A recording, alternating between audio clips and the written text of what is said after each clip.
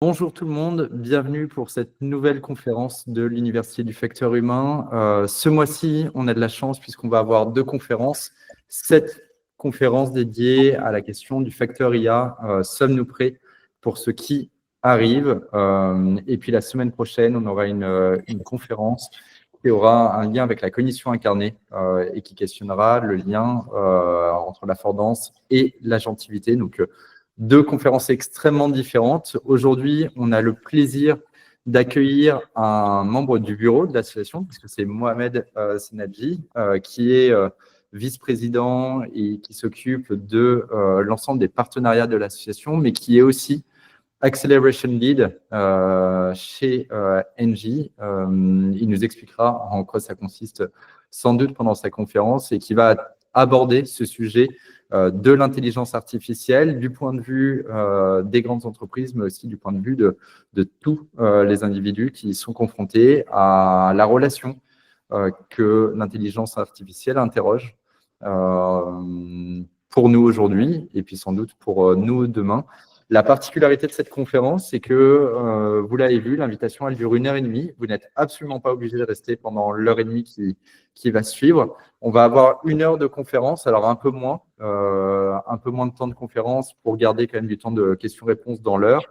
Et ensuite, au bout d'une heure, eh bien, on changera de format et ceux qui souhaiteront rester, on organisera des petites discussions en petits groupes orientés autour de quelques questions pour aller confronter nos points de vue, nos regards sur la conférence qu'on viendra d'avoir de la part de Mohamed. Voilà Mohamed. Alors on ne voit pas du tout, je ne vois pas ton visage, je ne sais pas si tu es encore avec nous, mais, Si, si, je suis là et je me vois. tu es le bienvenu Voilà. et je te laisse toute la place maintenant. Un dernier point peut-être, Mohamed. Oui, Si les personnes ont des questions, elles les posent dans le chat oui. et si effectivement bah, toi tu veux y répondre sur le moment, tu y réponds et sinon on les prendra dans l'ordre une fois que tu auras fini ton exposé. Merci Alban. Et je pense que si je les vois, normalement, elles devraient s'afficher dans l'ordre pour avoir une discussion dynamique et une conférence interactive. N'hésitez pas à poser la question. Qu'est-ce qui est affiché en anglais? Non, il n'y a rien que qui est affiché en anglais. Alors, je pense qu'il y a des sous-titres qui ont été activés et que ces sous-titres sont en anglais. Donc, il faut changer Ok. pour le mettre en option français, mais ça ne vient pas de toi, Mohamed, ça vient de la personne, de la personne directement. Désactiver le CC. Je ne sais pas comment faire. Bref. Et donc, n'hésitez pas à poser les questions. Si je les vois, j'essaie d'y répondre directement. Au pire, on les prendra à la fin. Je suis plus à l'aise en répondant à la question, aux questions. Donc, peut-être que je vais même écourter la conférence pour laisser plus de place à l'interaction. Donc, n'hésitez pas. Merci encore Alban pour cette invitation. Bonjour à tous. Je me représente très rapidement. Je suis Mohamed Senadji. Je suis, comme Alban l'a dit, vice-président de l'université en charge de partenariat, mais mon vrai boulot, je suis en charge de l'innovation, de l'accélération de l'innovation digitale chez Engie. Concrètement, Engie est un grand groupe et on a de l'innovation partout. Et l'idée est de faire en sorte qu'on optimise ce qui est développé de part et d'autre dans le groupe et faire en sorte que nos différentes entités travaillent mieux ensemble quand il s'agit de déployer de nouvelles fonctionnalités ou de déployer de nouveaux outils digitaux, au lieu de faire chacun quelque chose de son côté et de réinventer la poudre à chaque fois. Et en plus des sujets digitaux bien spécifiques qu'on a identifiés qui sont proches de nos métiers d'Engie, donc à la fois production et vente de l'énergie, je pousse aussi toute la partie adoption autour du digital. En gros, comment on accompagne l'adoption de nos entités, l'adoption de nos usagers des outils digitaux qui sont mis en place. Et ce n'est pas simplement sur les aspects formation, training, etc. C'est vraiment sur des phases très amont de compréhension de contexte, d'enjeux, des interactions, plutôt les, les, parties, les, la place, ou plutôt les représentations des parties prenantes, etc., avant d'identifier ou de pousser un vrai parcours d'adoption et d'accompagner l'adoption et de la mesurer par la suite. Et bien sûr, dans ces sujets d'adoption, et parce que c'est l'actualité aujourd'hui, l'IA prend une place extrêmement importante, et notamment l'IA générative. Donc, c'est un sujet que je traite depuis 1 an et demi maintenant, et sur lesquels j'écris pas mal de choses à la fois sur les réseaux, mais je contribue à pas mal de conférences pour partager cette vision autour du facteur humain lié à l'IA. Et quand je commence ces conférences, j'aime bien partager cette première. Je ne sais pas si on revient là. Vous voyez toujours mon écran? En fait, quand je commence mes conférences, j'aime bien commencer par cette image-là. Et je ne sais pas si ça vous parle, mais cette image s'appelle Théâtre d'opéra spatial. Et c'est la première image qui a gagné un prix dans un concours de photos. C'était un concours de photos avec, bien sûr, dans les concours de photos, il y a plusieurs catégories. Et il y avait la catégorie de photos traitées par ordinateur. Et cette photo-là a gagné alors qu'elle a été complètement générée par ordinateur, générée par une IA. Du coup, ça a posé pas mal de questions, ça a fait couler pas mal d'encre derrière sur le rôle de l'humain dans ce genre de production, dans cette création-là. Et qui est valorisé quand on offre un, un prix comme ça? Est-ce que c'est celui qui a conçu l'algorithme qui l'a généré? Est-ce que c'est celui qui a écrit le prompt pour le faire? Et il n'y a pas forcément de questions, mais en tout cas, ça a généré plein de questions sur l'utilisation de cette nouvelle technologie. Et l'autre élément par lequel j'aime bien commencer les interventions, c'est l'évolution de la définition qu'a l'intelligence artificielle dans le journal officiel de la République française. Il y avait une définition en 89 qui disait que l'intelligence artificielle, c'est une discipline relative au traitement informatique des connaissances et du raisonnement. Et en 2018, pardon, la commission d'enrichissement de la langue française a revu la définition de ce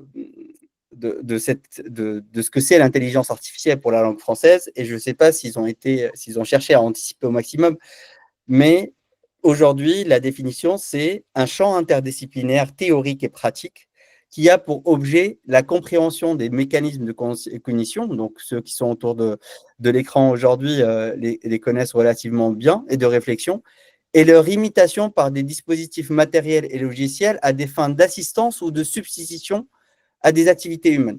Donc, on commence déjà, dans la définition, à projeter les gens sur des possibilités de remplacement par l'intelligence artificielle.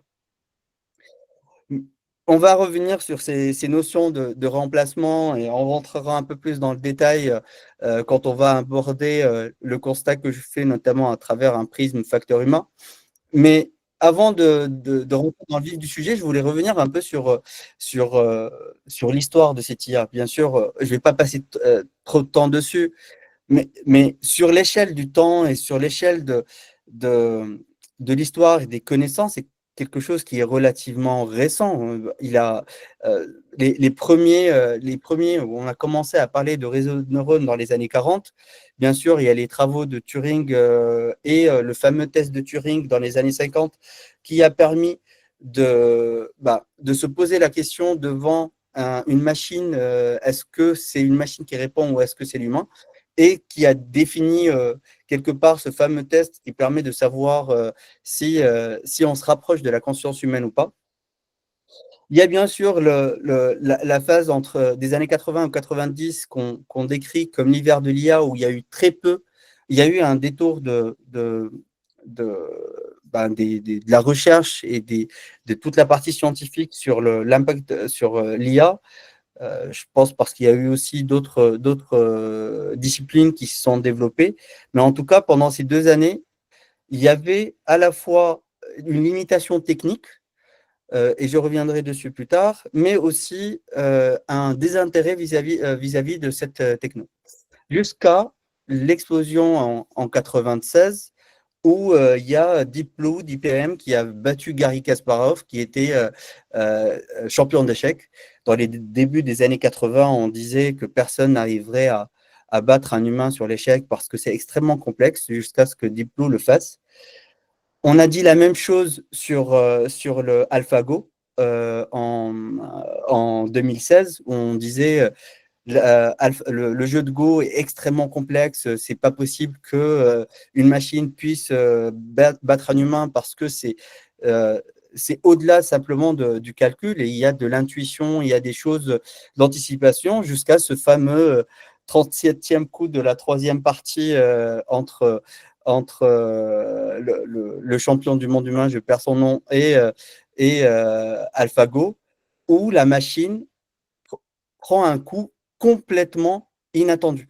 Aucun expert de Go, et très grands experts de Go, n'auraient joué ce jeu-là, n'auraient joué ce coup-là. Et du coup, ça a créé énormément de fantasmes autour de l'IA, et une sorte de course pour atteindre la machine la plus puissante sur des jeux qui pourraient battre l'humain, et des sujets qu'on considérait que l'IA ou la machine ne pourrait jamais le faire. Juste pour vous donner un ordre de grandeur, les échecs, c'est 10 puissance 120, la complexité de machine à battre l'humain. Le jeu de Go, c'est 10 puissance 800.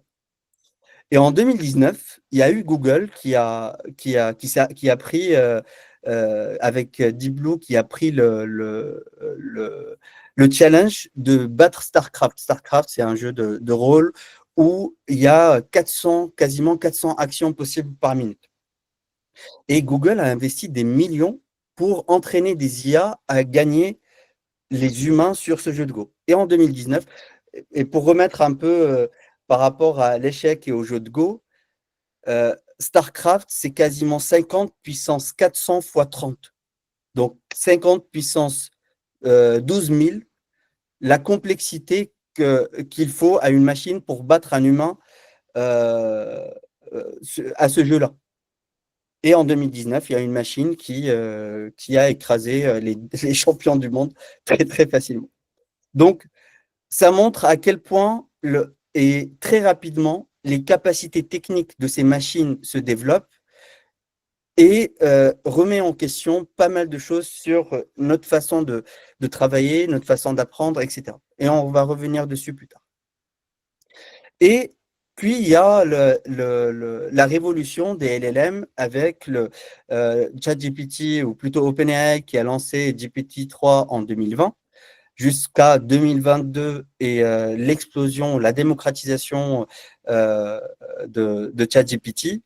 Et quand je parle d'explosion, c'était un vrai Big Bang, parce que c'est la première outil technologique où on dépasse le million d'utilisateurs en moins de 5 jours.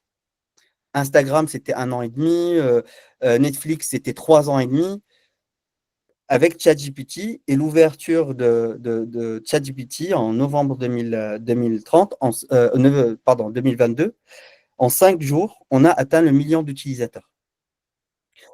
Et après, et pourquoi je dis que je reviens un peu sur la notion de l'hiver de l'IA entre 80 et 90, parce que les modèles qui ont constitué les premiers LM, les modèles théoriques qui ont permis le développement des LLM, c'est des modèles qui étaient rédigés sur le papier depuis les années 70, justement. Et du coup, comme techniquement, on n'était pas capable de les réaliser, il n'y avait pas la puissance des GPU qu'on a aujourd'hui et qu'on avait en 2020. On a continué que sur la partie théorique de développement de l'IA, sans vraiment concrétisation des choses, jusqu'à les années 2000, où on a repris les choses avec les nouvelles GPU qui ont commencé. Et donc, à partir de 2022, ça a été l'explosion. vous avez, et j'imagine pour ceux qui travaillent avec les entreprises, l'engouement qu'il y a eu autour de ChatGPT et de l'IA générative d'une manière générale, jusqu'à sommet de l'IA qui s'est passé le mois dernier ici en France. Bien sûr, ce n'était pas simplement dans les entreprises, parce que généralement, dans toutes les nouvelles technologies, il y a une phase où c'est d'abord l'armée, ensuite la médecine, ensuite les entreprises, avant que ça se démocratise vraiment. Là, c'est très vite arrivé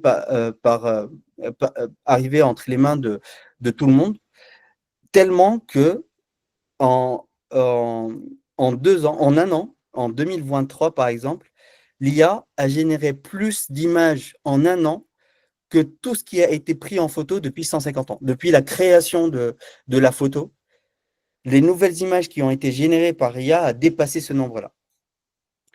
Et là, ce schéma-là, il s'arrête en 2023, mais en fait, je n'ai pas eu le temps de le compléter.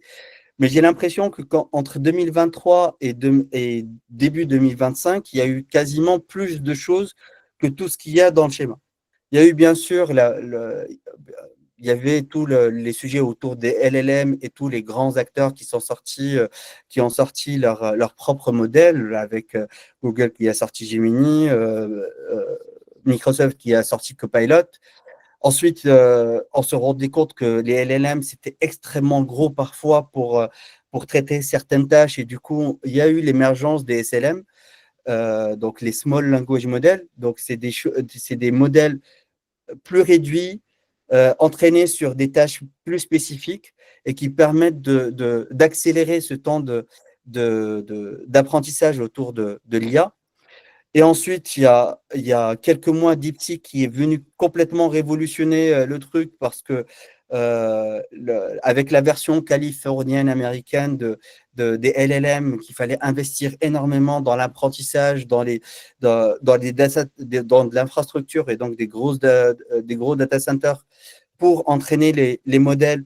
DeepSeek est venu dire, ben non, il y a des modèles qui sont extrêmement pertinents, qui ne nécessitent même pas les dernières versions des GPU, ou plutôt les plus puissantes. Et il n'y a pas besoin de temps d'entraînement si important, et on arrive à avoir des résultats aussi pertinents. Et donc, ça a remis un peu le bazar sur les références qu'on a autour de ces LLM et l'apprentissage qu'on a eu en un temps relativement court sur ces LLM. Et et ça continue à évoluer. La semaine dernière, il y a Meta qui a sorti son nouveau concept, ou plutôt sa nouvelle approche de ces LLM, où on n'est plus sur de l'anticipation du prochain mot dans un corpus langagier, mais c'est la compréhension de tout le concept. Et Meta commence à parler de LCM, de Large Concept Model, où on n'est plus en train d'essayer avec tout l'apprentissage, de comprendre ou d'anticiper, ou plutôt de calculer la probabilité d'occurrence d'un mot qui suit. On est sur la compréhension de tout le concept. Et ce qui est en train d'arriver, et d'une manière extrêmement rapide, d'une manière très subjective pour moi, c'est une course, c'est une sorte de fuite vers l'avant, mais parce que on est encore loin d'avoir complètement maîtrisé et d'avoir travaillé sur toute la capacité que les LLM sont capables de nous apporter. Ce qui arrive à très grande vitesse, c'est ce qu'on appelle l'IA agentique. C'est le développement d'agents qui sont capables de prendre en charge des tâches complètes. J'ai assisté il y a quelques mois à une présentation de ChatGPT, où c'était la CEO de ChatGPT qui nous a montré, regardez, je vais simuler un accident et je vais mobiliser mon assistant pour gérer toute la situation. Et du coup, et j'ai assisté à ça en temps réel. Elle parle à son assistant, je sais pas, c'est l'équivalent d'OK Google, mais elle l'a activé, lui dit, j'ai eu un accident ce matin, est-ce que tu peux m'aider? L'assistant lui demande, est-ce que vous pouvez prendre des photos du choc sur la voiture? Elle prend les photos en temps réel, elle les envoie à l'assistant, et l'assistant dit « Ok, je prends contact avec l'assurance ». En temps réel, l'assistant est en train de discuter avec une assurance pour lui dire ma cliente, ou plutôt ma patronne a eu un accident. Est-ce que je peux constituer le dossier pour traiter le problème? Et du coup, l'agent, l'IA, obtient la validation d'un assistant humain, d'un téléconseiller humain, remplit le fichier, l'envoie à l'assistant, demande la validation et obtient la validation, et après rappelle l'assurance pour demander si il peut contacter directement des garagistes. Il contacte des garagistes, il dit par rapport à ma connaissance de ce type de choc, ça coûte 1200 $. Est-ce que vous êtes d'accord pour ce prix? Il rentre même dans la négociation avec le garagiste sur le prix. Le garagiste lui a dit non, 1400. Lui a dit est-ce que vous êtes d'accord pour 1300? Donc, vraiment une négociation. Et après, le garagiste accepte. Il envoie le contrat au garagiste et il envoie donc à la personne euh, le rendez-vous dans son agenda pour aller déposer la voiture. Donc, tout ce truc-là, bien sûr, pour l'instant, il y avait des validations à chaque étape. À chaque fois, il demandait à l'assistante s'il pouvait faire telle ou telle action. Du coup, elle donnait OK. Mais on pourrait complètement imaginer que toute cette phase-là soit complètement transparente par rapport à l'utilisateur. Et du coup, donc, c'est ce qui arrive aujourd'hui à très grande vitesse. C'est ce qu'on appelle les assistants, ou plutôt l'IA agentique. Il y a énormément de réflexions dans les grands groupes chez nous autour de ces sujets-là. Il y a des tests, même chez nous, NJ, sur des agents qui sont capables de répondre automatiquement ou de comprendre les problématiques de nos clients. Et pour parler de ce qu'on fait chez NJ autour de l'IA, on a bien sûr tous des assistants comme ça qu'on met à disposition de nos agents. Bien sûr, pour l'instant, avec les histoires d'hallucinations, de probabilités ou de modèles probabilistes de GenAI, et aussi des histoires qui sont passées, les personnes, même si maintenant c'est sécurisé, les personnes qui ont réussi à réserver des billets d'avion parce qu'ils ont réussi à contourner les assistants de GenAI, qui ont réussi à réserver des billets d'avion gratuitement en contournant l'assistant. Mais en tout cas, aujourd'hui, chez Engie, on met à disposition de nos téléconseillers des agents qui sont capables de comprendre le langage naturel des téléconseillers, des clients quand ils appellent, de pouvoir préparer la réponse qu'ils doivent donner, que le téléconseiller doit donner au client, et continuer à développer et aller chercher les bonnes informations dans nos bases de connaissances pour répondre correctement aux clients. On utilise ça, bien sûr, pour les techniciens. On a développé un outil qui permet aux techniciens de connaître les infrastructures ou les installations sur lesquelles il intervient quand c'est des installations clients qu'ils ne maîtrisent pas. Bien sûr, il y a des sujets autour du juridique pour faciliter leurs travaux. Côté RH, il y a toute la partie pour, bien sûr, la génération de fiches de poste, la génération automatique de fiches de poste, l'analyse ou la pré-analyse des CV et l'accompagnement des collaborateurs.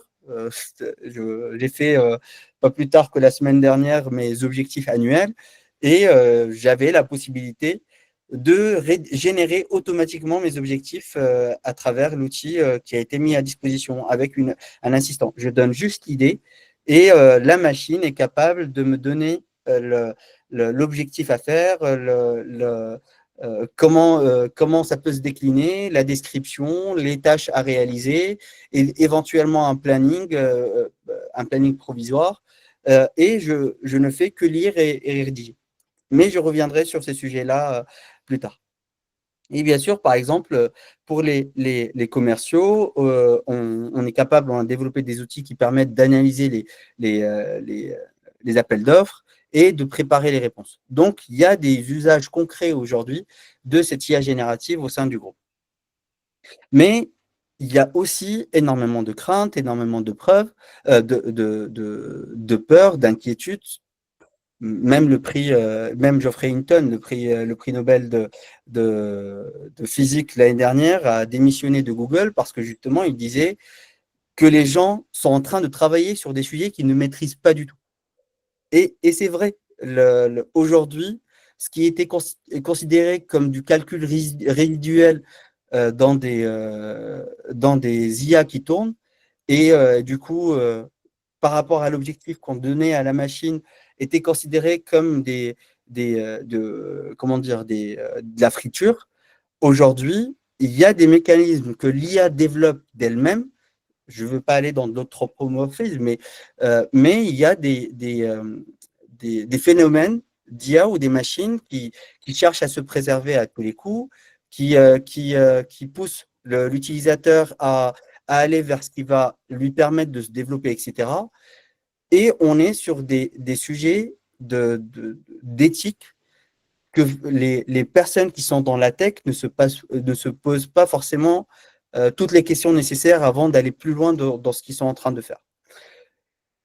Et du coup, l'arrivée de l'IA générative, même et ça me permet de basculer sur la partie constat, l'arrivée de l'IA générative a été extrêmement perçue d'un point de vue émotionnel. Ça a généré des peurs à différents niveaux. Il y a des grands groupes qui ont dit non, on arrête tout, on bloque tout, il n'y a personne qui utilise, tant qu'on ne sait pas ce que c'est, on interdit les collaborateurs de l'utiliser. Les premiers jours de l'arrivée de ChatGPT, décembre 2022, il y avait des mails qui ont transité dans les grandes boîtes où il fallait arrêter très vite, ou plutôt, il fallait bloquer l'usage de ChatGPT au sein de l'entreprise. Mais il y a eu aussi des personnes qui étaient extrêmement optimistes, qui étaient très contents d'avoir ce type d'outil, qui se projetait trop par rapport à ce que ça pouvait faire. Donc, il y avait de la joie, il y avait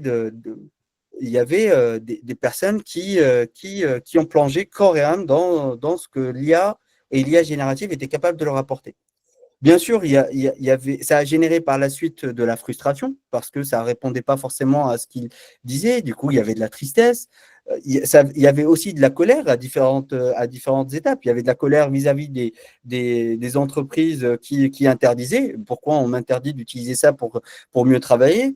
Ou même de la part des entreprises vis-à-vis de leurs collaborateurs. Mais pourquoi ils continuent à utiliser ChatGPT ou l'IA générative malgré l'interdiction? Il y avait énormément de réactions très, j'imagine que la majorité d'entre vous connaissent le système 1 de Daniel Kahneman, très intuitif vis-à-vis et très rapide vis-à-vis de l'arrivée de cette nouvelle technologie. Il y avait aussi un sentiment de ce que les Américains appellent le FOMO, Fear of Missing Out. Les entreprises, il fallait qu'elles fassent quelque chose parce qu'elles avaient peur de passer à côté. Et du coup, les premiers mois de l'arrivée de la GNI, c'était à la course au, au, au killer game. Le use case, ce fameux use case qui va renverser tout le marché de chacune des entreprises. Et tout le monde était à fond sur comment on est capable de transformer notre métier avec l'IA. Sauf que on a demandé à des personnes dont ce n'est pas le métier, qui ne comprenaient pas forcément la profondeur de ce que l'IA était capable de leur donner, de réfléchir à ces cas d'usage. Et du coup, on se retrouvait avec des cas d'usage majoritairement, mais c'était l'étude qui est sortie fin 2024, 85% des cas d'usage qui sont sortis de cette course folle au killer game, c'était des cas d'usage où on demandait simplement aux gens, ou plutôt les personnes à qui on a demandé d'identifier ces cas d'usage, c'était juste, ils imaginaient juste ce que la machine était capable de faire en tant qu'humain à leur place.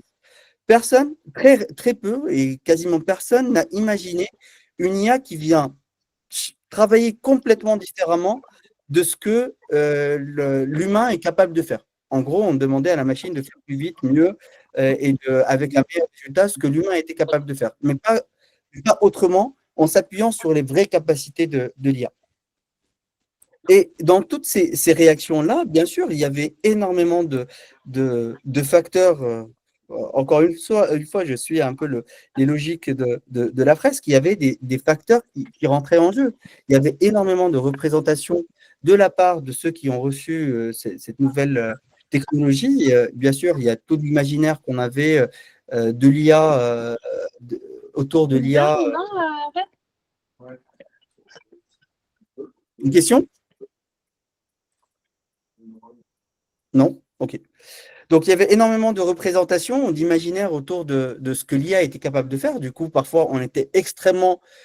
on attendait à ce que l'IA fasse énormément de choses, alors que techniquement, ça nécessite du temps, de l'entraînement, de mise en place de ces outils avant de pouvoir réellement faire les choses. Et les personnes qui n'étaient pas dedans pensaient que c'était du plug and play. Dès que je faisais la chose, c'était disponible.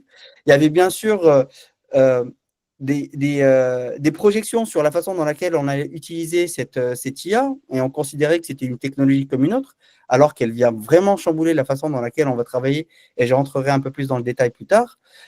Il y avait énormément de techno-push, donc c'était plutôt une logique de gens des métiers de la tech qui voulaient forcément pousser à l'utilisation de cet outil sans forcément comprendre l'impact que ça pouvait avoir sur les métiers. Et ça s'est vu d'un point de vue langagier aussi. On commence à parler de RAG, de LLM, de SLM, etc. Et tout le monde a commencé à parler de ça, alors qu'on ne maîtrise pas forcément ce que ça fait et surtout l'impact que ça a. Et de mon point de vue, ça a permis aussi de mettre l'accent sur quoi porte l'attention de chacun vis-à-vis de ces technos. Entre les techniciens qui cherchent à confirmer ce qu'ils ont développé, les gens du métier qui veulent travailler mieux, travailler plus vite, les top managers qui veulent bien sûr gagner de l'argent, et du coup, ils étaient là à pousser la mise en place de ce genre de choses sans forcément sans forcément mesurer tout l'impact organisationnel que ça pouvait avoir. Et du coup, ça, ça, ça a permis de poser énormément de questions.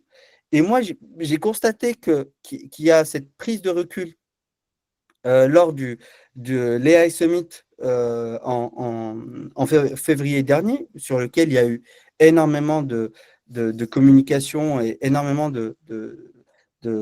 d'informations. C'est que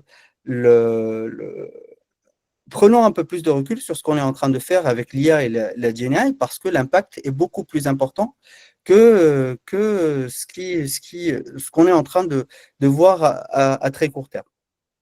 Et du coup, avec toutes ces réflexions, ce que j'ai vu au sein d'Engie, en discutant beaucoup avec d'autres ben, homologues à moi dans d'autres grands groupes, etc., en fait, j'ai poussé un peu, plutôt, j'ai posé un cadre de réflexion par rapport à l'adoption de cette IA générative. Et ce cadre-là se décompose et est basé sur 4 piliers, et je rentrerai dans le détail de chaque pilier.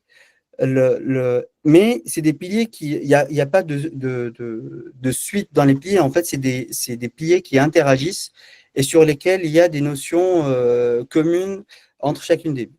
Le premier, c'est cette notion de mindset shifting ou changement culturel. En fait, on a grandi depuis l'arrivée des machines avec des machines déterministes. Et du coup, ça veut dire que des machines qui, à chaque fois qu'on leur donne une réponse, la réponse était toujours la même. Et du coup, l'interrogation, quand on utilisait une calculatrice, quand on entre une opération dans la calculatrice, que ce soit moi ou quelqu'un derrière l'écran qui le fait, la réponse sera toujours la même. Aujourd'hui, avec l'IA générative, on n'est pas… Déjà, chacun va avoir sa propre réponse. On est sur un modèle probabiliste. Et même si je vous dis aujourd'hui, utilisez l'IA pour me dessiner un champ de fleurs. En fonction de l'IA qui va être utilisée et en fonction de la qualité du prompt qui va être réalisé, les résultats ne seront pas les mêmes. Et du coup, même cette notion de rapport à la machine doit évoluer et on n'est plus dans cette même logique où la machine est déterministe et va toujours donner la même réponse. Et du coup, c'est ce qui amène à l'autre pilier qui est l'évolution ou l'adaptative skilling ou l'amélioration des compétences qui est adaptative. En fait, on se rend compte qu'on a voulu pousser, quand il y a eu l'IA générative qui est arrivée dans les grandes entreprises, c'était la course à la formation. Tout le monde devait devenir expert de prompt. Il y avait des webinaires et des formations, tout le monde. Et on commence à mettre des niveaux beginner, donc débutants, intermédiaires et experts autour du prompt. Mais au fur et à mesure et on a mis énormément de temps et d'argent à construire ces formations. Mais au fur et à mesure moi, que j'ai poussé la réflexion et en discutant avec les gens chez moi, et on s'est rendu compte qu'il n'y avait même pas besoin, pour certains métiers, il n'y avait pas besoin de devenir expert. C'est comme si on revenait 20 ans en arrière, on disait que tout le monde devait devenir codeur. Non, en fait, et on est arrivé comme ça à un constat où il y a certaines choses où il n'y avait pas besoin de devenir expert en prompt, il fallait développer des assistants. Et un cas concret sur lequel on est en train de travailler, par exemple, j'ai évoqué tout à l'heure les fiches de poste pour les RH, la rédaction des fiches de poste pour les RH, ben, il n'a plus besoin de faire un prompt pour rédiger cette fiche de poste. Il y a 3 référents métiers du RH qui sont venus. Il y a des data scientists qui sont mis avec ces référents métiers qui sont mis autour de la table. Et ils ont généré un prompt qui fait 5 pages, qui reprend tous les aspects de base de ce que doit être une fiche de poste du groupe. Et ils doivent, et du coup, maintenant, cet assistant-là, chaque responsable RH est capable de poser des questions en langage naturel à cet assistant. Et au bout de 15 questions, il est capable de rédiger une fiche de poste. Il n'y a pas besoin de prompter cette chose-là.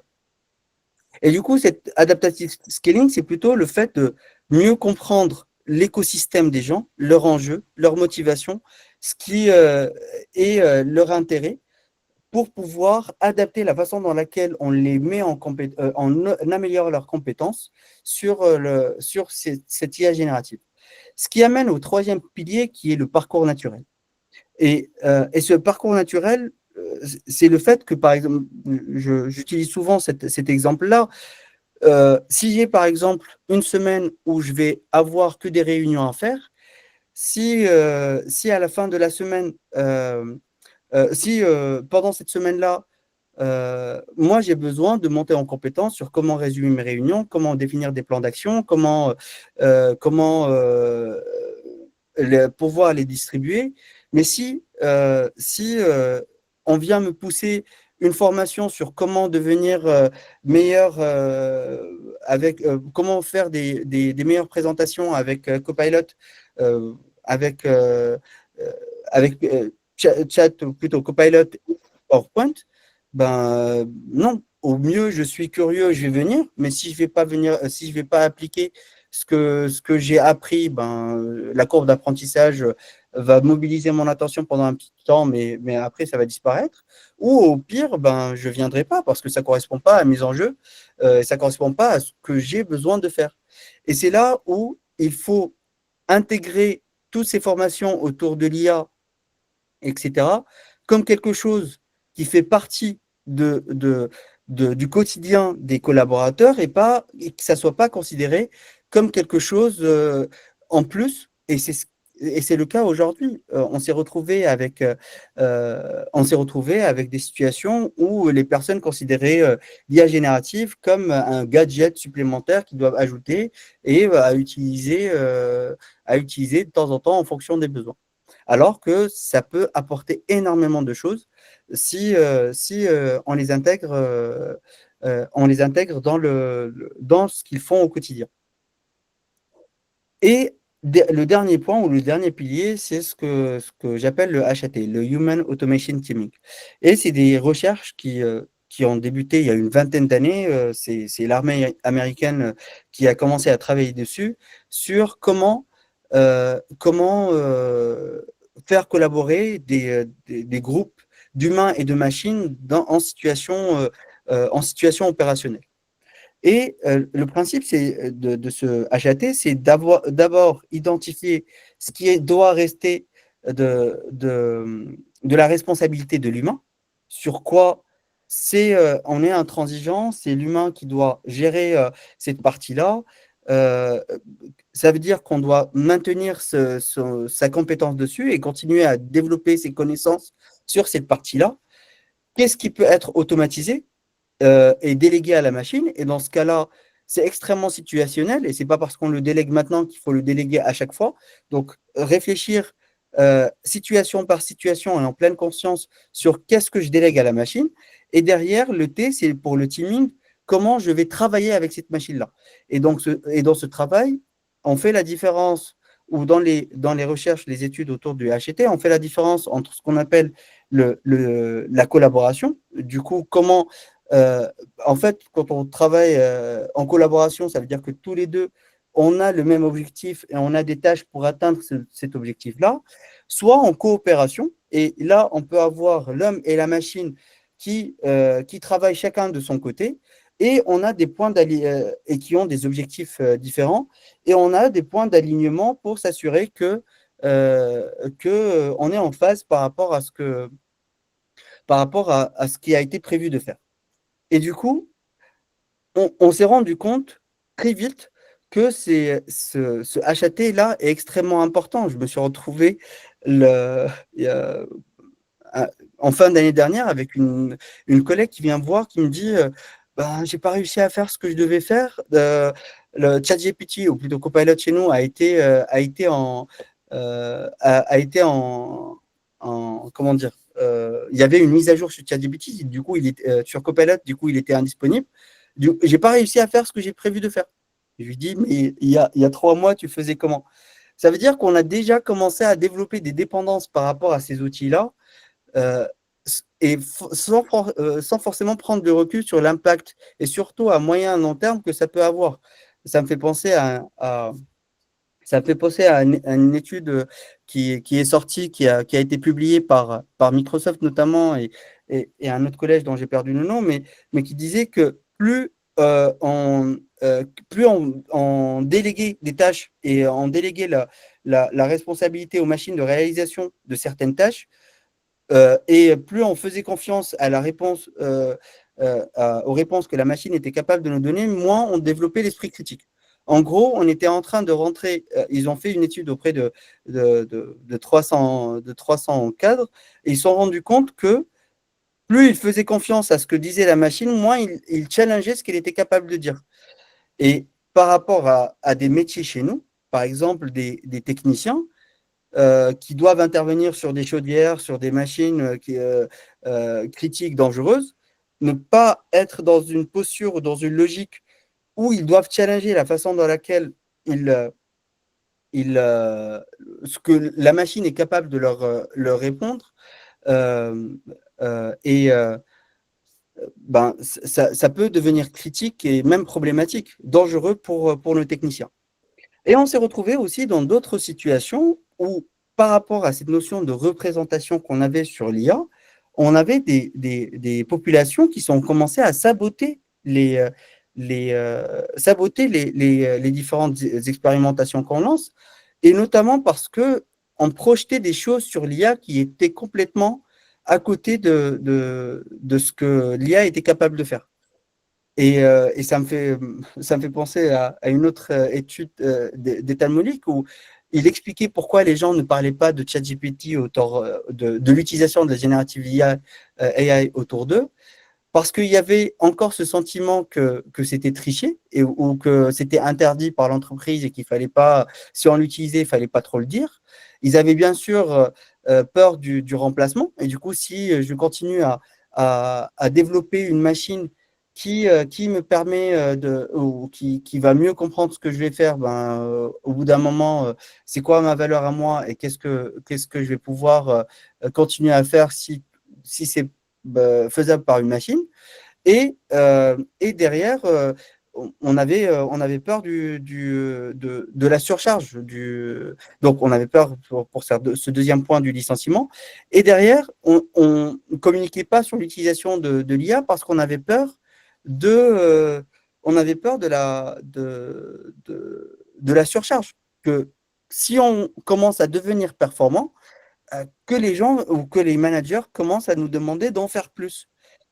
Et du coup, tout ça mélangé a parfois amené à des situations où les gens étaient en opposition frontale à l'utilisation de ces outils-là parce que on n'a pas pris le temps de comprendre leurs enjeux, on n'a pas pris le temps d'expliquer concrètement comment ça peut faire évoluer les choses et qu'on n'est pas dans une logique de remplacement, mais une logique d'amélioration de la situation, de leur situation de travail.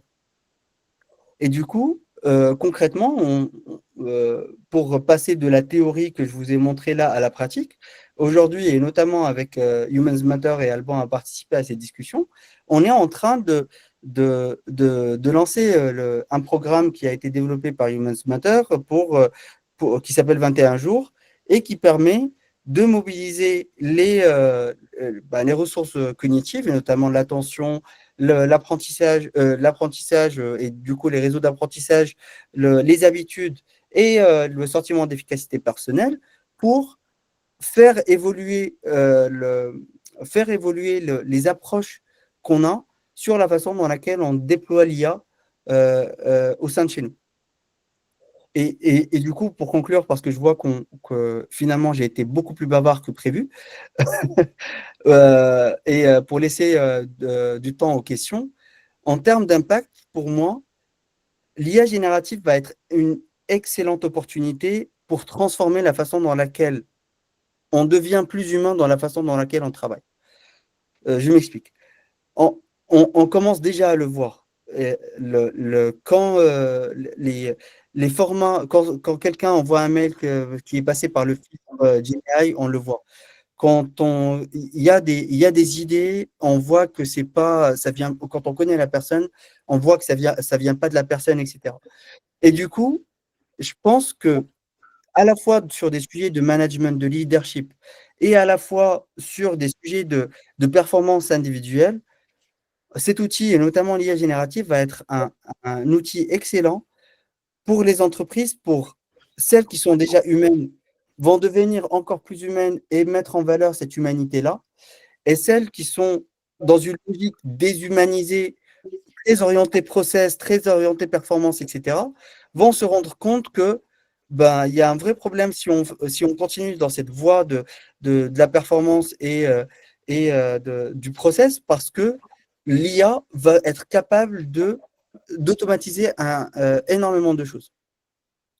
Et du coup, en tout cas pour moi, et pour conclure et vous laisser poser des questions, l'opportunité de poser des questions, en fait, au final, c'est une technique qui va nous permettre d'être plus humains et de devenir encore plus humains.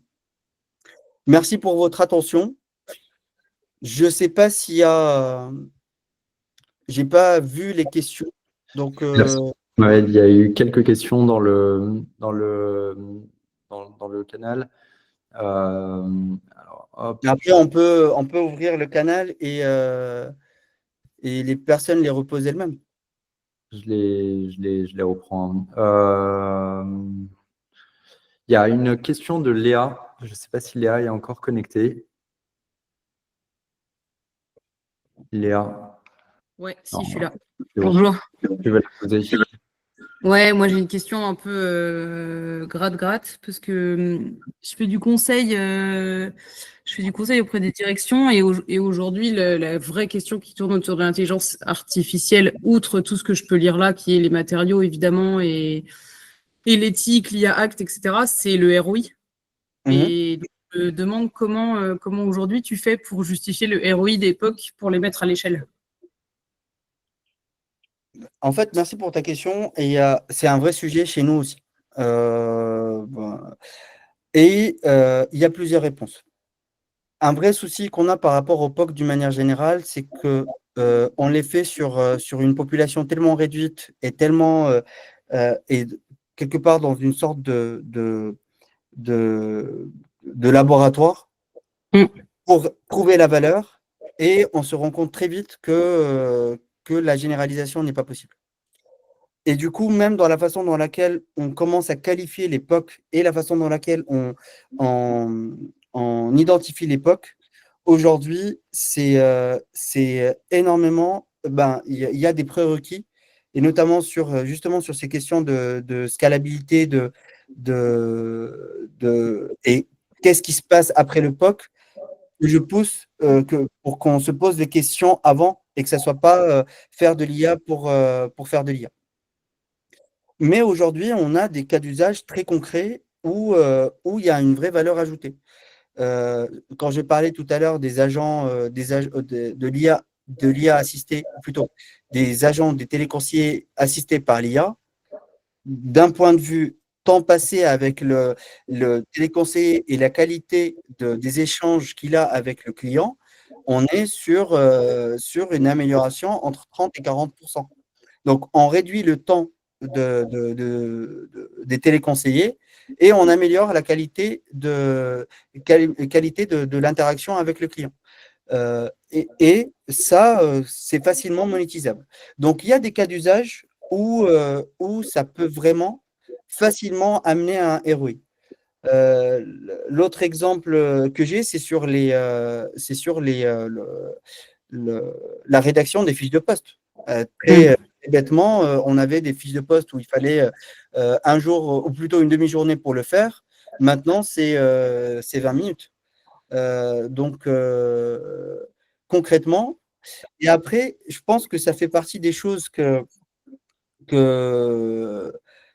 ça fait partie des choses que on n'a pas encore suffisamment de recul parce que ça avance très vite.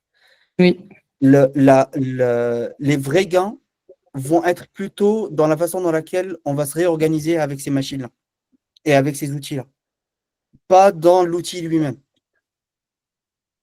Mais comme je l'ai dit tout à l'heure, on a demandé à des gens qui ne maîtrisent pas forcément la finesse et les subtilités de ce que l'outil est capable d'apporter, de concevoir des cas d'usage où où ça peut les aider, alors qu'ils n'ont pas le recul suffisant pour le faire. Donc, c'est une vraie question aujourd'hui, le ROI. Il n'est pas applicable partout. L'époque, on les challenge aujourd'hui beaucoup plus tôt pour savoir comment ça peut être dupliqué plus tard. Et du coup, on a réduit énormément le nombre de POC qu'on lance chez nous aussi. Il y a, il y a Vanessa qui a levé la main, Mohamed. Je voulais juste répondre rapidement. En fait, je pense que c'est une problématique qui est liée à la conception qu'on a de l'innovation en France. C'est qu'en fait, normalement, un POC, on ne doit pas rechercher de ROI, on doit être dans un processus d'innovation et on doit avoir des enveloppes pour l'innovation. Donc, je pense que c'est une problématique qui est au-delà de l'intelligence artificielle sur comment on gère les POC. Moi, ce que j'ai compris de la question, c'est que le ROI, ce n'est pas sur le POC, le ROI sur le use case lui-même. On est d'accord. D'accord, ok. C'est le ROI Et sur le passage du POC à l'échelle quand c'est un POC réussi et le ROI derrière, ouais. Non, Ok. le ROI n'est pas sur le POC, Vanessa. Je propose tout simplement qu'on déplace un peu le débat qui n'est pas là au cœur de l'IA. Il y a Sébastien qui a posé plusieurs questions et je vais reprendre peut-être c'est beaucoup exprimé sur le chat, Sébastien, et je vais te laisser t'exprimer. Mais il disait surtout, en fait, j'ai du mal à écouter pleinement le propos car depuis le début, je bloque sur le pourquoi l'humanité a besoin d'IA. Quel est le sens de l'utilisation de l'IA pour l'humanité et en quoi peut-elle améliorer la situation actuelle et future de l'humanité et non pas le système économique actuel. Sébastien, est-ce que tu as des choses à rajouter à ces trois questions sur le chat?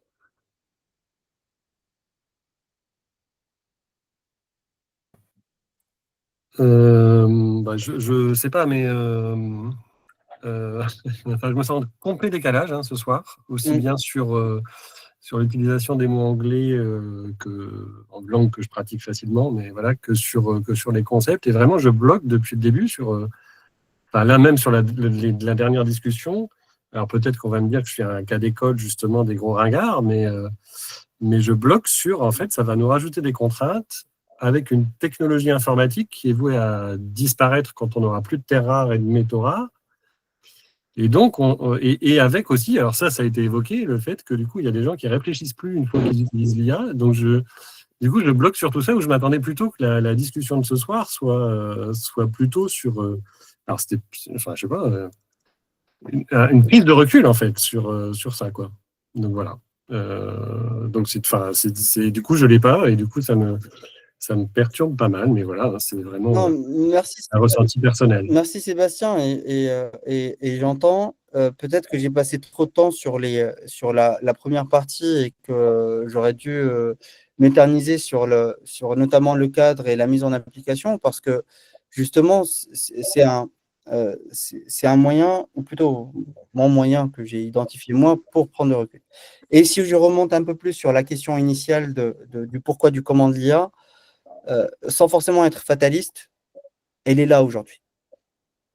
Elle est là aujourd'hui, elle est entre la main des jeunes, elle est entre la main des écoliers, des lycéens, des collégiens, des lycéens, des gens dans les écoles. Et la réflexion qu'on a aujourd'hui, c'est comment faire en sorte que cet outil-là soit utilisé en pleine conscience. Et parce qu'on ne le fait pas, parce qu'on est attiré par la facilité, parce que pour plein de raisons, et c'est de la même façon qu'on préfère passer du temps à scroller que d'aller voir un livre, et on ne va pas rentrer on va pas revenir sur plein de sujets que j'imagine vous maîtrisez, mais il y a un outil qui va vraiment, il y a une révolution technologique qui va vraiment changer plein de choses dans nos sociétés. Comment aujourd'hui on est en contrôle de ce qu'elle va changer, et pas simplement ou plutôt simplement dire ce qu'elle va faire. J'entends ton discours sur plus tard, quand il y aura des problèmes d'approvisionnement technique, on se posera des questions sur l'intérêt de la chose. Mais aujourd'hui, dans le monde actuel, et malheureusement avec ceux qui pilotent ou ceux qui guident le monde aujourd'hui, c'est une voie inéluctable. Comment prendre le recul par rapport à cette voie-là et être en conscience et pas ne faire que subir les conséquences, et notamment par rapport aux jeunes générations. Catherine, levez la main. Oui, pour amener un propos, j'ai des collègues de l'Université Lyon 2 qui sont François Ozuriac et Jordan Navarro, qui développent un peu un propos sur comment les humains développent les outils, ont contribué à développer des outils. Le fait qu'au fur et à mesure du développement des outils, on a commencé à ne plus comprendre comment fonctionnaient les outils. Ils partent du silex pour couper la viande, où on comprenait par l'action quelle était la fonction de l'outil. Puis après, sont arrivés les ordinateurs avec cette couche un peu sombre où on ne savait plus ce que l'ordinateur faisait. Et puis l'IA, on monte un peu le propos derrière les outils, où on comprend de moins en moins les choses. Et il y a eu tout un temps où les outils arrivaient parce que l'humain cherchait à automatiser des tâches pénibles. Et du coup, mettre son énergie pour garder que les tâches à valeur ajoutée par l'humain et tout ce qui pouvait être automatisable, de le déléguer à la machine.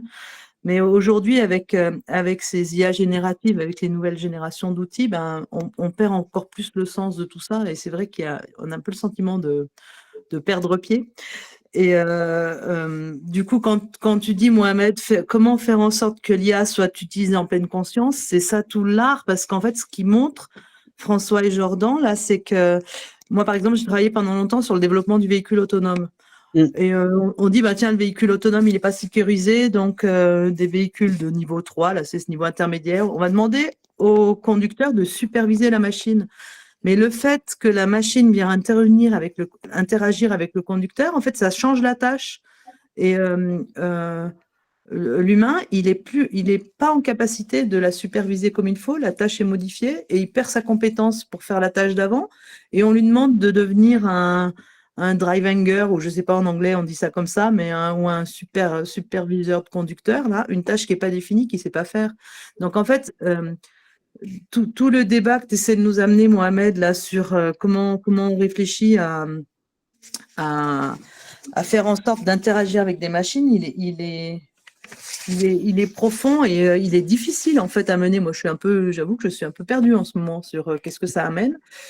Et ce qui me perd d'autant plus, c'est un peu ce que des gens ont dit dans le chat, là, c'est se poser les questions nécessaires. En fait, on est sur des enjeux de respect du vivant. Et quand on voit, je ne sais pas si vous connaissez les travaux de Fabrice Flippo, là, qui est du laboratoire des comportements sociaux, je crois, à l'Université Paris-Cité, qui travaille sur la notion d'écologie profonde, de se dire, mais c'est le respect du vivant, au fond, qui peut amener, guider la réflexion, peut-être sur quel est le rapport qu'on va avoir avec les outils. En fait, on est sur des sujets hyper complexes.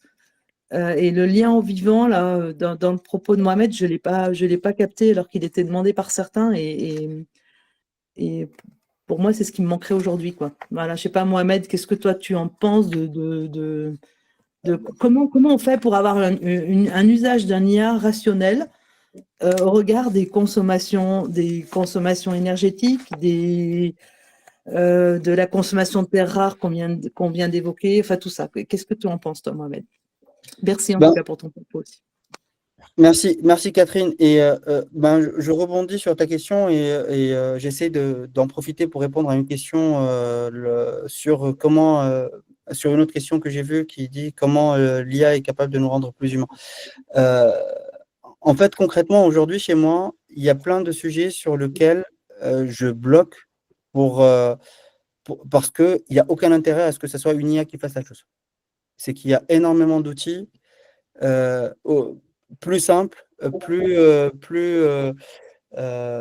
plus économes en énergie, en temps de développement, en plein de choses qui permettent d'atteindre 98% de réponses similaires, mais qui sont qui peuvent être utilisées.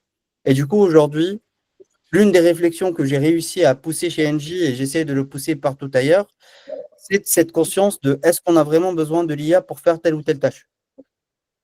Donc, je suis encore loin de cette notion de lien au vivant, mais c'est plutôt le rapport à cette notion de consommation de ressources, etc. Tout n'est pas utilisé par l'IA. Le problème aujourd'hui et auquel je fais face, c'est que c'est les personnes qui poussent ces outils-là, c'est les personnes qui ont le vent en poupe. C'est les personnes qu'on veut écouter, c'est les personnes qui veulent mettre en place les choses. Et j'en ai parlé rapidement, aujourd'hui, l'IA, c'est principalement de la techno-push. C'est principalement poussé par les technologies. C'est pas poussé par les usages, c'est pas poussé par l'intérêt que ça apporte, c'est encore moins poussé par la notion de rapport au vivant et du coup de rapport à la ressource. Mais si j'arrive à mon échelle, à moi, de dire sur cet outil-là, il n'y a pas besoin d'IA, il y a des choses beaucoup plus économes qui peuvent le faire, c'est déjà ça. Pareil pour les jeunes, si on arrive à leur dire pour demander une recette, il n'y a pas besoin une recette de tarte aux pommes, il n'y a pas besoin d'utiliser ChatGPT parce que ça consomme 10 fois plus d'eau qu'une simple requête Google, même 70 fois plus d'eau. Apprendre aux gens quand est-ce que j'utilise tel outil, pourquoi. Je prends l'exemple d'Orange qui ont réussi à faire ça. Ils ont développé une plateforme dans laquelle ils ont plusieurs modèles et ils ont une sorte de compteur de leur consommation des chats et des usages des IA. Et à chaque fois qu'ils utilisent, on leur dit vous avez consommé tant d'eau, vous avez utilisé, il vous reste, et en plus ils ont des crédits, ils n'ont plus un certain nombre de crédits limités par mois. C'est une manière de sensibiliser sur le fait que c'est pas utilisé partout. Mais quand je vois l'usage de ça autour de moi, mais on est loin et ça avance tellement vite, ça avance tellement et il y a je l'ai dit, on ne maîtrise pas suffisamment avant de passer à une nouvelle chose. Et du coup, c'est comment moi, à mon échelle, je suis capable de sensibiliser autour de moi sur ces enjeux-là. Donc, je le fais sur le plan pro, mais j'essaie de le faire au maximum aussi sur le plan perso. Et si j'arrive à vous pousser ce message-là aujourd'hui de prenez conscience de ce que vous faites avec l'IA, tout ne doit pas passer par de la GenAI et encore plus, c'est quoi ce que vous devez garder pour rester humain et pour être ce que vous êtes vous, quoi. Avec votre coloration, avec votre spécificité, votre unicité, faites-le. Et c'est comme ça qu'il faut continuer à le faire. Et c'est le lien que je fais avec la question de comment l'IA générative va nous rendre plus humains. C'est ce que j'ai essayé de faire très rapidement en conclusion tout à l'heure, mais c'était peut-être trop rapide. On sent aujourd'hui que on standardise les choses. J'ai donné l'exemple des objectifs que je peux générer automatiquement avec une machine, un assistant. Si tout le monde au sein de la boîte fait ça, se pose à un moment la question de qui je suis moi par rapport à cette machine qui a identifié mes objectifs pour moi. J'ai donné l'exemple de l'objectif, mais on peut le faire pour plein de choses, pour les contenus qu'on génère, pour les mails qu'on envoie, même les prises de position qu'on prend. Il y a des chercheurs italiens qui ont dit que la GenAI a réussi à développer le système 0. C'est même avant le système 1 et le système 2 de Daniel Kahneman, on délègue à l'IA les premières réflexions. Du coup, pour moi et dans ma réflexion, ça va tellement rendre standard, ou plutôt ça va tellement chercher à standardiser les choses que c'est la différenciation en tant qu'humain qu'on va pouvoir apporter dans ces écosystèmes ou dans ces contextes où il y aura de l'homme et de la machine qui va nous permettre de rester humain et du coup d'aller vers notre humanité encore plus. Je ne sais pas si ça répond à la question de en quoi l'IA est capable de continuer à nous rendre humains.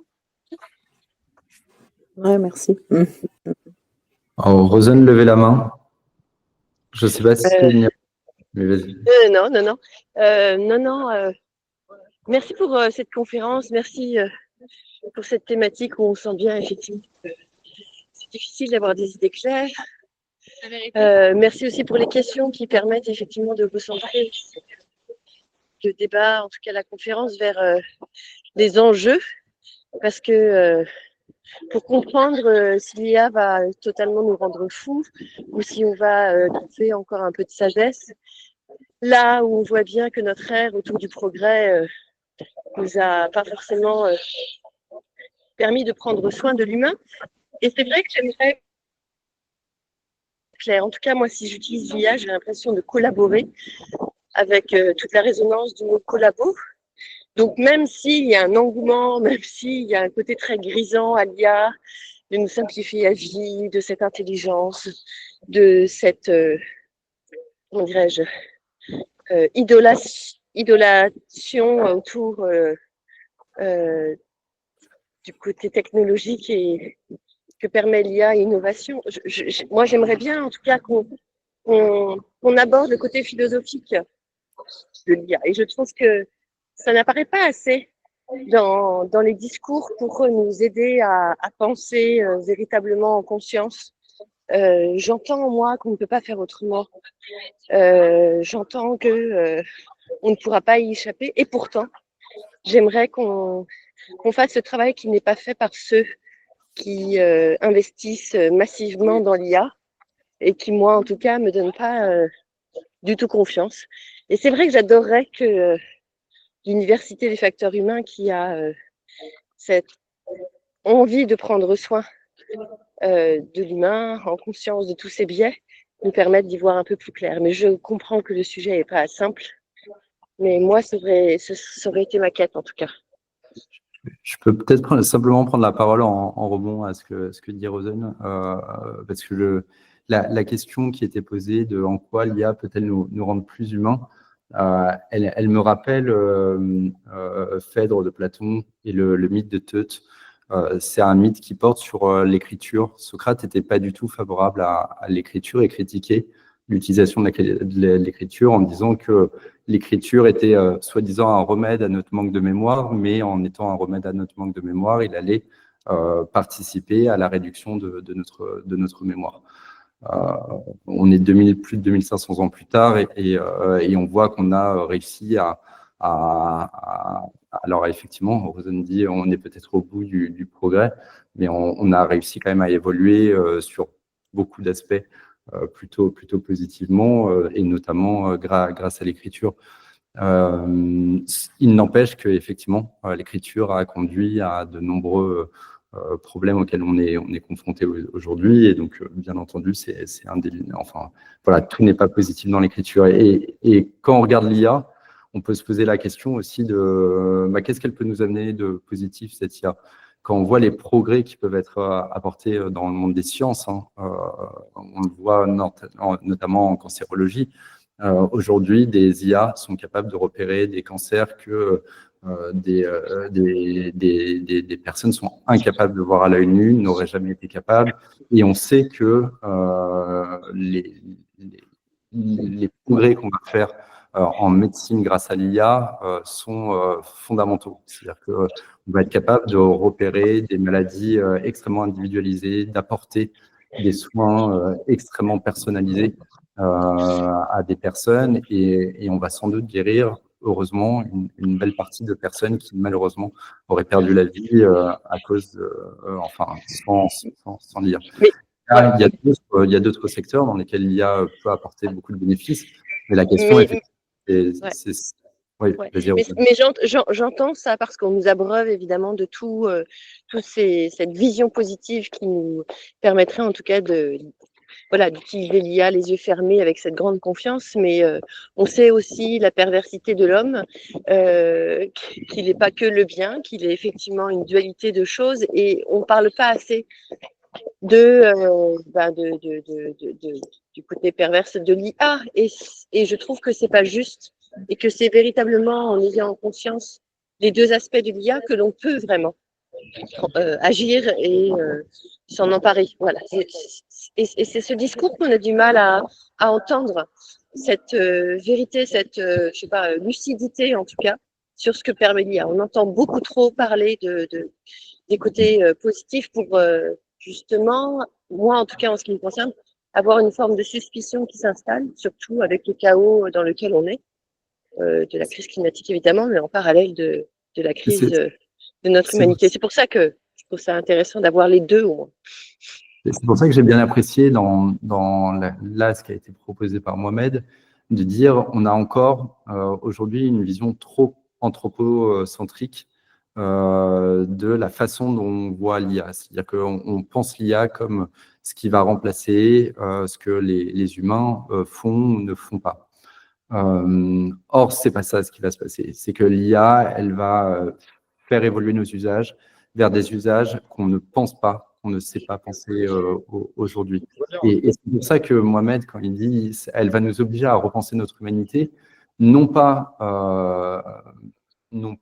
en fait quitter ou gagner des choses qu'on a, mais elle va nous reposer elle va nous poser une question, elle va nous obliger à nous regarder en nous-mêmes en nous disant mais qu'est-ce que c'est qu'être humain une fois que d'autres choses font ce que nous on aurait pu faire en tant qu'humain. Et c'est là où ça devient extrêmement intéressant et c'est là où la question de Mohamed sur la conscientisation de nos actions, elle est cruciale. C'est-à-dire que soit on décide de perdre conscience des choses parce que l'IA prendra conscience à notre place, soit on décide en fait de renforcer notre conscience, en développant des usages qu'on ne connaît pas aujourd'hui, mais qui nous permettront de gagner en humanité.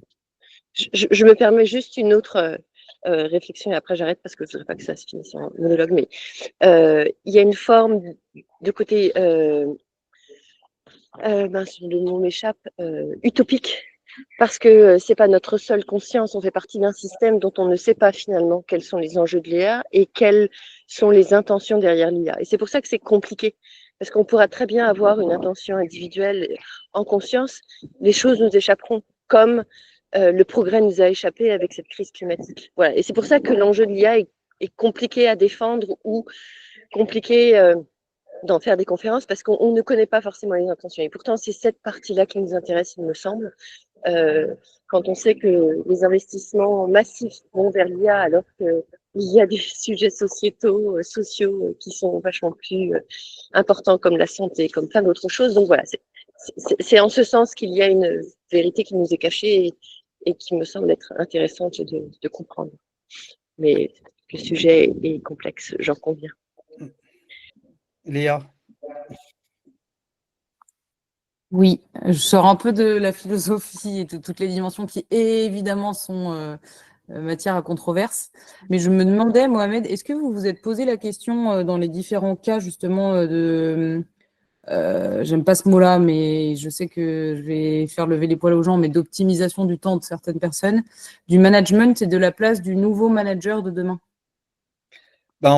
C'est une vraie question chez nous et c'est marrant, j'ai répondu avant-hier à une interview de quelqu'un qui est en train de rédiger un livre justement sur le management dans l'ère de l'IA et qui soulève cette question-là et cette réflexion sur le fait que l'IA va nous aider à devenir plus humains venait aussi de cette réflexion-là, c'est que si on reste sur un management très process, les gens dans des cases, etc., et qu'on ne s'attarde pas sur ce qu'il y a derrière la personne, ce qu'elle est vraiment, ce qu'elle ressent, pourquoi elle est là, et c'est quoi ses motivations, où est-ce qu'elle veut aller, etc.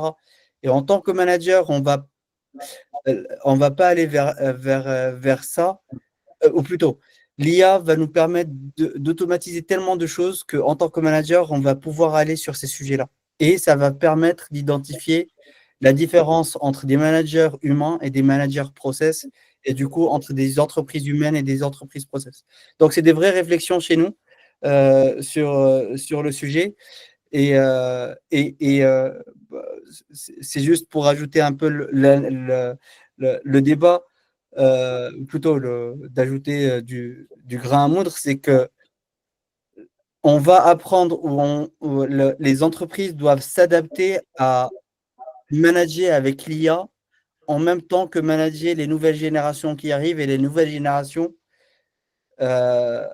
qui doivent devenir managers. En gros, aujourd'hui, il y a des grosses interrogations sur le leadership et le management de la génération Z. Et on ne sait pas aujourd'hui, parce que le management depuis très longtemps, et notamment dans les grands groupes, c'était une reproduction de classe. On choisissait la personne la plus proche de nous pour reprendre l'équipe et continuer à développer ce qu'on a fait. Aujourd'hui, on est en face d'une génération déjà d'une génération à la génération, les références ne sont pas les mêmes. J'ai découvert qu'entre les collégiens et les lycéens, il y a tellement d'informations aujourd'hui, ils sont tellement bombardés qu'ils ne connaissent même plus les mêmes dessins animés. Alors que j'imagine que tous ceux qui sont autour de la table aujourd'hui, on a connu les mêmes, et c'était les mêmes pendant une trentaine d'années. Aujourd'hui, les générations n'ont tellement pas de références entre elles. C'est comment quelqu'un qui ne partage pas les mêmes références va pouvoir coacher quelqu'un, va pouvoir manager quelqu'un qui a des références différentes. Et du coup, des systèmes de valeurs différents, des approches du travail qui sont différentes. Et c'est une vraie interrogation chez nous. Et ça arrive en même temps que l'IA. Hélène. Oui, bonsoir. En fait, ce qui m'interroge, c'est l'hypothèse on part de l'hypothèse que ça va nous rendre plus humains. Et c'est ça qui me dérange un peu. Voilà. Parce que j'imagine que les interactions, elles font changer les humains. Même quand on pose leadership et management de génération Z, on est déjà dans un modèle mental de processus, au sein certains modèles. Donc, je me dis comment on va s'en sortir pour évaluer l'impact en posant une hypothèse, déjà en faisant l'hypothèse que forcément, ça va nous devenir plus humains. On peut devenir autre chose que des humains. On peut aussi faire cette hypothèse-là.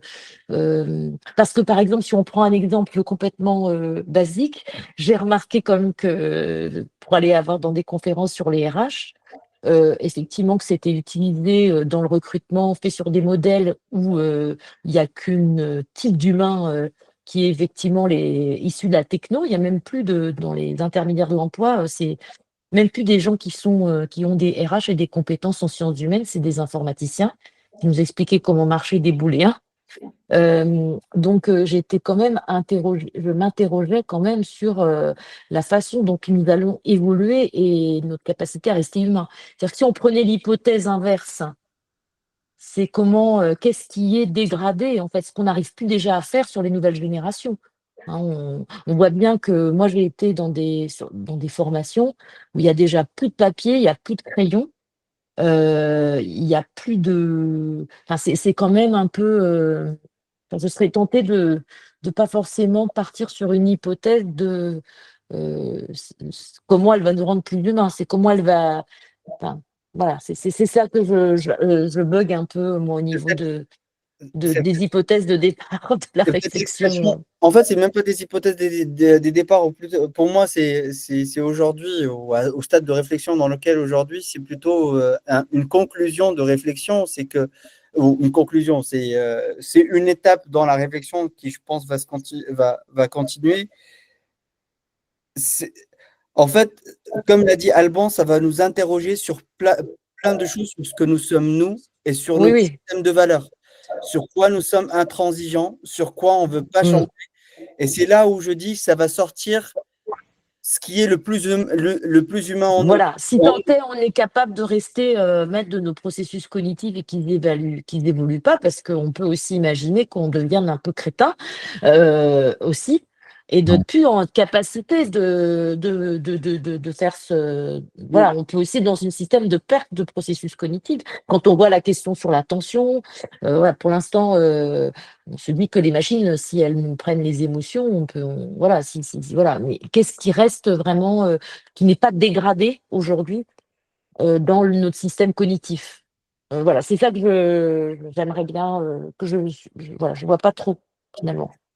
Quand je vois ce que même les scientifiques, les auteurs, et quand on voit aussi les indicateurs sur la place de la science aujourd'hui, et on peut aussi se passer comment faire pour ne pas devenir crétin, en fait. Si on prenait l'hypothèse comme ça, comment l'IA pourrait nous aider à rester intelligent ou voilà, pas perdre nos processus cognitifs, parce que on peut aussi ne plus arriver à perdre complètement la possibilité d'avoir cette analyse. Voilà, c'était plus ça que je voulais.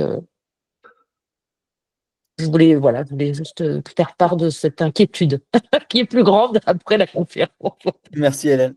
Bah, j'ai pas voulu inquiéter encore plus. Moi, le message, il y a un message à retenir, c'est comment on peut continuer à travailler, et notamment avec l'université, pour développer cette conscience et qu'on soit en maîtrise de ce qui arrive et ne pas simplement subir.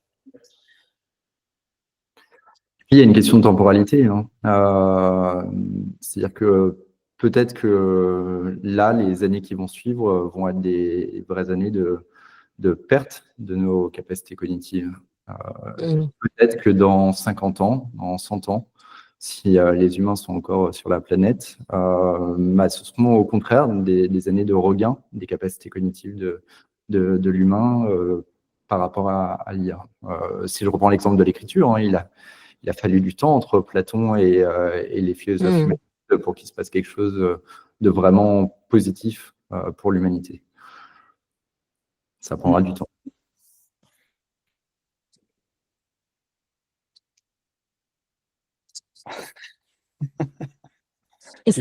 Ça avance tellement vite, Bernard, on ne sait pas. Hein.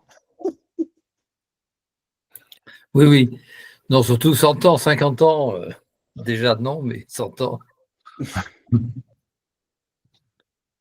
Oui, en fait, si je peux dire juste un mot pour aller exactement dans ce sens-là, c'est que c'est le problème du progrès technique, c'est qu'on nous annonce toujours que ça va être un progrès pour l'humanité, et en fait, ce n'est jamais un progrès. Alors, il y a des aspects progrès, bien sûr, on les voit, mais il y avait un petit truc qui circulait là sur les réseaux, assez drôle, pour dire, voilà, quand on a inventé l'écriture, le téléphone, le smartphone, etc., et donc chaque fois, on perd on perd dans le côté humain, c'est clair. On gagne des choses, bien sûr, mais on gagne.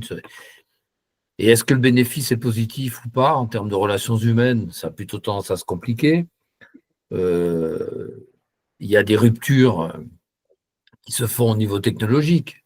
Déjà, au niveau de l'informatique, ça en a créé une grosse. J'ai peur que l'IA en crée encore une, etc. Donc, moi ma crainte, c'est que personne ne se soucie de se poser réellement la question de ce que ça va amener. Et quand on voit des dirigeants qui sont dans l'IA et qui, aujourd'hui, démissionnent ou nous alertent sur les dangers, on peut être plus inquiet encore qu'avec le smartphone.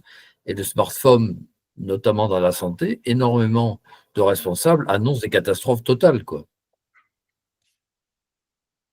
Voilà. Mais je ne dis pas qu'il n'y a pas des progrès, hein, bien sûr. Mais au total, est-ce que le bénéfice sera positif? Moi, je pense qu'il sera très négatif. La question, c'est ce qu'on veut en faire. En oui. fait, l'approche, elle n'est pas tant morale, il faut dépasser la question du bien et du mal. C'est-à-dire que celui-là, il est indépendant de nous, sauf si quelqu'un a une activité ici dans l'IA. Mais nous, quelle posture voulons-nous avoir vis-à-vis de cette intelligence artificielle et comment voulons-nous nous positionner vis-à-vis de cette intelligence artificielle? Est-ce qu'on veut rester assis à regarder le train passer et quand ce sera trop tard, à un moment donné, se dire je ne suis plus de ce monde, ou nous dire si je dois vivre avec l'IA, voilà la façon dont je souhaite vivre et interagir et conscientiser ma relation au monde vis-à-vis de l'IA. Et c'est ça que nous invite effectivement à faire Mohamed aujourd'hui. Non, à titre individuel ou de petites structures, tu as tout à fait raison. Je parle au niveau de l'humanité, quoi. Ouais. Les progrès de la science ont toujours tout écrasé. Personne n'a jamais pu lutter contre les progrès de la science. Tu peux pas. Tu peux pas. Pour plein de raisons, comme tu dis, morales, mais d'autres. Je veux dire, si tu es entraîné par un fait, un truc que tu peux pas t'en passer. Donc ça revient à une responsabilité individuelle. On est bien d'accord. On avait prévu un temps d'échange en petits groupes, mais comme il y avait beaucoup de questions et de prises de parole, on a choisi finalement de garder cette discussion en grand groupe. Je suis désolé pour les personnes qui ne se sont pas exprimées, mais qui ont peut-être écouté d'une oreille attentive ou qui ont laissé leur agent IA prendre des notes à leur place en espérant pouvoir relire les éléments à la fin de le. Il y en a quelques-uns qui sont présents. Fireflies Note Taker qui est présent aujourd'hui. Merci beaucoup, Mohamed, pour tout le contenu de cette conférence. L'objectif, c'est effectivement que ça fasse réagir, que ça nous interroge. Et je pense que là, les discussions qu'on a eues prouvent qu'on s'interroge. Et effectivement, les réponses, elles ne sont pas simples. Les questions ne sont pas simples non plus. On va avoir une belle conférence aussi la semaine prochaine par Lionel Brunel sur la question de ce que c'est que la cognition incarnée et le rapport entre l'affordance et l'agentivité. Conférence extrêmement différente de celle qu'on a eue aujourd'hui sur l'intelligence artificielle. On va rentrer dans les sciences cognitives. Mais il y en a un beau programme à venir, hein, puisque le mois prochain, on aura Roland Gori qui interrogera notre capacité à penser la crise climatique. C'est-à-dire que Roland Gori part du principe que nous sommes issus de systèmes de pensée qui ont amené à la catastrophe climatique et qu'en étant issus de ces systèmes de pensée, il nous est impossible de penser la catastrophe climatique. On aura une conférence le mois d'après, donc ça nous amène en mai, sur la question de la crédulité. Et est-ce qu'on est vraiment crédule? Très belle conférence aussi. Et puis enfin, on aura une conférence sur la motivation en juin de Mathias Petsilion sur les ressorts cognitifs de la motivation. Donc vraiment des très belles conférences à venir pour explorer certains facteurs humains auxquels on est confronté en permanence. En tout cas, merci beaucoup d'avoir participé à cette conférence. Merci Mohamed d'avoir pris le temps de nous Merci Mohamed. L'ensemble de tes connaissances et au plaisir en tout cas de vous revoir la semaine prochaine ou en tout cas les fois prochaines. Laurence, tu lèves la main, c'est pour Laurence, tu voulais poser une question? Non, je pense que c'est une erreur de clavier. Merci à tous. Merci Mohamed. Et Bonne soirée. Au Bonne revoir. soirée à tous.